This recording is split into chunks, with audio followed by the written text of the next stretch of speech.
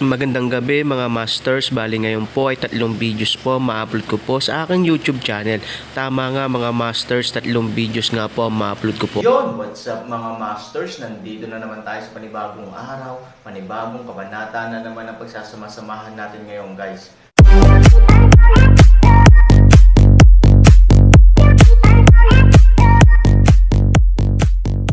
Bali mga masters, kung bago ka pa lang po sa aking YouTube channel, please click the subscribe button, lalong-lalo na po yung notification bell guys, para maging connected pa rin tayo sa isa't isa at maging updated kayo sa mga susunod ko pang video.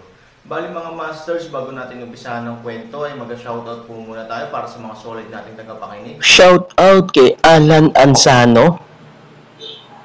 Shoutout kay Hermani Reyes. Shoutout kay Raymart Abaygar. Shoutout kay Benedicto Quino. Shoutout kay Jeffrey Repuela.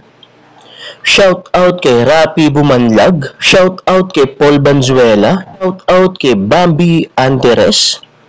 Shoutout kay Freddy De Terala. Shoutout kay Jubiner Lumag. Shoutout kay Alcid Oliver Nahus. Shoutout kay Glenn Batan. Shoutout kay John Mart Bastida. At shoutout kay Romnick Monarca. Yun na nga mga masters, no? Bali hindi na ito patagalin. In 3, 2, 1, let's go! Mga masters, baka pwedeng hindi tayo mag-skip ng ads. Salamat mga masters.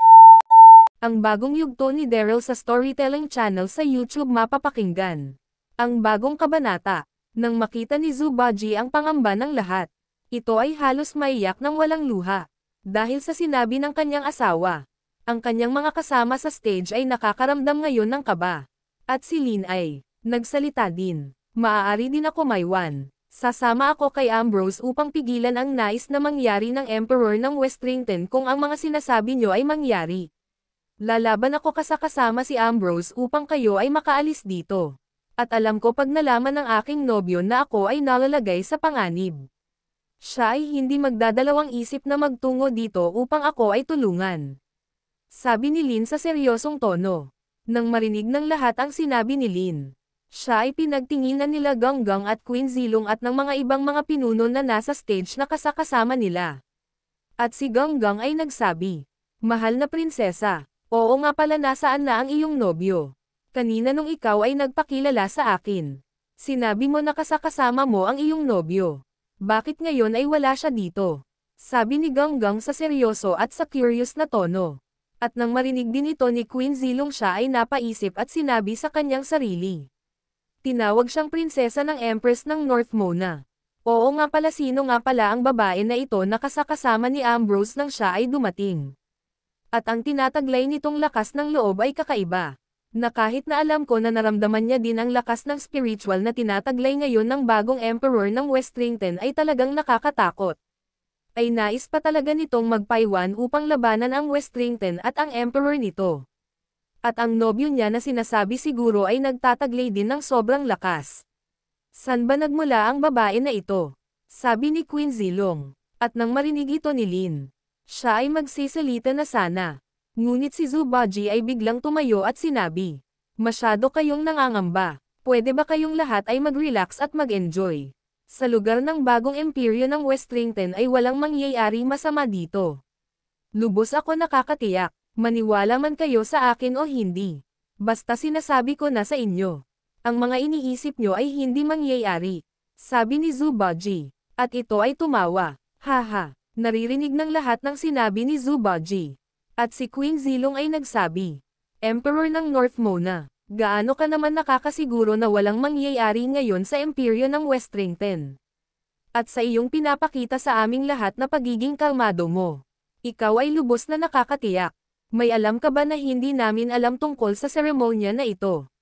Sabi ni Queen Zilong. Nang marinig ito ni Zubaji, ito ay patuloy pa rin sa pagtawa at sinabi, "Mahal na Empress ng South Cloud, malapit nang masagot ang iyong mga tanong sa akin," sabi ni Zubaji. At maya-maya, si Daryl ay nagsabi, "General John, tayo nang umakyat sa taas ng stage," sabi ni Daryl. At si General John ay agad-agad na tumugon at sinabi, "Masusunod mahal na Emperor." At si General John ay sumenyas sa mga kasundaluhan ng Westrington, na umakyat na sa taas ng stage. At ang 500 kasundaluhan nila General John ay mabilis na umakyat ng stage. Nakikita ng lahat ang pag-akyat ng stage ng mga kasundaluhan. Mas nararamdaman nila ang tunay na lakas ni Daryl sa mga oras na ito. At ang mga kasundaluhan ay sumigaw, "Lahat kayo ay magsitayo. Ang mahal na Emperor ay paakyat na," sabi ng mga kasundaluhan. At ang mga ito ay nagdalawang hanay upang bigyan ng daan si Daryl. Ang mga espada ng mga ito ay nakataas ng nakadikit sa bawat espada na hawak-hawak nila na nakakross. At nang marinig nila ang sinabi ng mga kasundaluhan, sila Yvette, Irene, Lynn, 4 na fairy, Zubaji, Reyna ng South Cloud, Queen Zilong, Sectmaster Marvin at ang babae na kasama nito at ang mga Sectmaster ng iba't ibang sekta lahat sila ay nagsitayuan. Ang mga ito ay labis ang pag-abang sa pag-akyat ng bagong Emperor ng Westrington. At maya-maya si General John ay nauna kay Daryl. At ito ay biglang yumuko sa tapat ng hagdan. At ilang segundo ang lumipas. Si Daryl ay nakaakyat na ng stage. Nang makita ng lahat ang figure ng bagong Emperor ng Westrington, sila ay labis ang pagkagulat. Lalo na ang babaeng nasa tabi ni Sectmaster Marvin ng Assassin Sect. Ito ay biglang napaluha. Ang mga luha nito ay tumulo sa kanyang mga mata. At si Zubaji ay mabilis na naglakad patungo kay Daryl at ito ay yumuko. At ang lahat ay halos hindi nakapag-react sa mga oras na ito. Na kahit sa tagal ng panahon na nawala si Daryl sa mundo ng mga tao, ito ay kanilang kilala pa rin. At maya-maya si Zubaji ay nagsalita. "Maligayang pagdating mahal na Emperor Daryl," sabi ni Zubaji sa malakas na tono. Nang marinig ng lahat ang salita ni Zubaji, si Yvette at Irene ay mabilis na tumakbo patungo kay Daryl. At si Irene ay yamakap ng mahigpit kay Daryl at si Yvette naman ay humawak sa kamay ni Daryl. Halos nawindang ang lahat ng nasa stage nang makita nila si Daryl. At si Queen Zilong hanggang ngayon, hindi pa rin ito makapaniwala sa kanyang nakikita. At si Lynn nang makita niya si Daryl at ang nararamdaman niyang spiritual na lakas na sobrang-sobra ay nagmamula dito. Bigla siyang nakaramdam ng pagkaiya. Samantala si Ganggang naman ay labis din ang pagkatulala kay Daryl. At ang Reyna ng South Cloud ay lumuluha sa mga oras na ito at dahan-dahan itong naglakad patungo kay Daryl. Nang makarating ito sa harapan ni Daryl, ito ay sumandal sa balikat ni Daryl at ito ay umiyak na ng lubos. At si Daryl sa mga oras na ito, hindi niya din alam kung ano ang kanyang gagawin. Siya ay labis din ang pagkagulat sa naging reaksyon ng kanyang pamilya nang siya ay makita. Samantala si Ambrose, ay napatulo din ang luha. At ito ay naglakad sa tabi ni Lynn at sinabi, "Siya ba ang tinatawag mong nobyo?" Sabi ni Ambrose. At si Lynn ay dahan-dahan sumagot, "Oo Ambrose siya nga," sabi ni Lynn sa mahinang boses. At si Zubaji ay maya-maya, ay biglang tumawa, "Haha, sabi ko sa inyo, ang lahat ng iniisip nyo ay hindi pwedeng mangyari. Dahil ang bagong Emperor ng Westrington ay walang iba kung hindi si Brother Daryl." Sabi ni Zubaji, habang natawa, "Haha." At si Ganggang ay biglang naglakad din patungo kay Daryl. At ito ay humawak kay Zubaji. At si Ganggang ay nagsalita at sinabi, "Kayo talagang dalawa, kailan mo pa alam na nakabalik na si Daryl sa ating mundo?" Sabi ni Ganggang. Nang marinig ito ni Zubaji siya ay tumawa. "Haha, si Brother Daryl na ang magsasabi sa inyong lahat. Sa seremonya na ito, malalaman nyo ang tunay na nangyari," sabi ni Zubaji. At ito ay yamakap kay Ganggang. At si Irene ay nagsalita, "Daryl kamusta ka na? Ang iyong pangangatawan ay hindi nagbago. Mas lalo pa itong lumaki. Kami ay labis ang pag-alala sa inyo nila Brother Dax at Brother Chester lalo na kay kapatid Debre," sabi ni Irene. At si Yvette ay bigla din tumulo ang luha at dahan-dahan nagsalita, "Ikaw talaga, hindi ka man lang agad magpakita sa amin sa pagdating mo sa ating mundo. Alam mo ba kung gaano kaming lahat nananabik na makasama ka at makita ka?"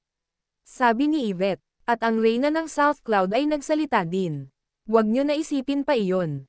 Ang mahalaga nasa tabi na natin si Daryl at siya ay makakasama na natin," sabi ng Reyna ng South Cloud. Habang siya ay naiyak. At si Daryl ay bigla din napaluha at sinabi, Sa tagal ng panahon, walang araw na hindi ko kayo nais makita at may akap. Labis akong nanabik din sa inyong lahat. Patawarin niyo ako kung hindi agad ako nakabalik sa ating mundo. Masyado ko kayong napag-alala. Mga mahal ko, patawarin niyo ako, sabi ni Daryl sa malungkot na tono. At si Daryl ay yamakap kila Yvette, Irene at Serena ng South Cloud. At maya-maya si Ganggang ay nagsalita. Maligayang pagbabalik aking mortal na kaaway, sabi ni Ganggang sa pabirong tono. At si Ganggang ay nagsalita ulit. Tama nga si Reyna Irene. Sa tagal mong namalagi sa ibang mundo ng iba't ibang nilalang, paano mo nagawa panatiliin ang iyong pangangatawan ng ganyan? Sabi ni Ganggang. Nang marinig ito ni Daryl siya ay nagsalita. Kahit nawala naman ako sa ating mundo, hindi ko naman pinabayaan ang sarili ko. Lalo na nung ako ay namalagi sa kaharian ng mga elf. Sabi ni Daryl at maya-maya pumasok sa isip niya si Lynn. At naalala niya ang sinabi sa kanya ni General Hameno bago sila magtungo sa Imperyo ng Westrington nung gabi na winasak ni Daryl ang buong Imperyo ng Westrington. Sinabi ni General Hameno sa kanya na si Lynn ay sinama ni General Loy patungo sa Elysium Gate. At biglang, hinanap ni Daryl ng kanyang tingin si Lynn. At sa pagtingin niya sa gilid, nakikita niya si Lynn at Ambrose. Nang mapansin ni Ambrose ang tingin ni Daryl akala niya siya ang tinitignan nito. At si Ambrose ay dahan-dahan naglakad patungo kay Daryl. Nang makarating na si Ambrose kay Daryl agad ito yumoko at sinabi, "Maligayang pagbabalik Emperor Daryl." At nang makita ni Daryl ang pagyuko ni Ambrose, ito ay humawak sa ulo nito at sinabi, "Ambrose anak ko," sabi ni Daryl nang marinig ito ni Ambrose. Agad-agad itong yamakap kay Daryl at sinabi, "Ama, aking ama, kamusta ka na? Lahat kami ay sobrang nananabik na makasama ka. Mabuti naman ikaw ay nakabalik na sa ating mundo at ngayon ay makakasama ka na namin." Sabi ni Ambrose sa malungkot na tono. Nang marinig ito ni Daryl siya ay nagsalita, "Patawarin mo ako Ambrose. Ngunit babawi ako sa inyong lahat. Sa mga araw na mananatili ako sa ating mundo," sabi ni Daryl. At ito ay nagsabi, "Saglit lang may nais lang ako lapitan," sabi ni Daryl. Nang marinig ito ni Ambrose siya ay bumitaw sa pagkakayakap kay Daryl. At si Daryl ay dahan-dahan na naglakad. Lahat ay nakatingin kay Daryl at kung saan ito tatanggo. Nakikita ni Daryl si Lynn sa kanyang harapan. At si Lynn ay nakikita na dahan-dahan na lumalapit si Daryl. At si Daryl ay biglang nagsalita, "Miss Lynn, patawarin mo ako. Hindi man kita natulungan na lumaban sa daang-daan kasundaluhan ng Westrington nung sinalakay ng mga kasundaluhan ang mansyon ni Eunice. Patawarin mo ako na wala ako sa tabi mo sa mga oras na iyon," sabi ni Daryl. Nang marinig ito ng lahat, sila ay napatingin kay Lynn. At ang mga ito ay nasabi, "Ang babae na ito ay pumatay ng daan-daang kasundaluhan ng Westrington," sabi nila. At nang marinig ni Lynn ang mga sinabi ni Daryl ito ay nagsungit at sinabi, "Nung gabi na iyon, ikaw ay umalis nang walang paalam sa akin. Iniwan mo ako sa aking silid mag-isa. Alam mo ba labis ang pag-alala ko sa iyo ng gabi na sinalakay ang mansyon ni Miss Eunice. Akala ko kung napano ka na. Ang hilig mo talaga umalis sa aking tabi," sabi ni Lynn, sa masungit na tono. At maya-maya ay bigla itong humalik kay Daryl. Nakikita ng lahat ang paghalik ni Lynn kay Daryl. Yun na nga mga masters, no? Bali panibagong kabanata na naman yung natapos natin ngayong gabi. Muli, maraming salamat po talaga sa walang sawang suporta po sa aking YouTube channel na talagang inaabangan nyo po ang bawat upload ko po. Bali mga masters, magkita-kita ulit po tayo bukas ng gabi at ngayon po ay magpapaalam po muna tayo. Bali mga masters, bye-bye!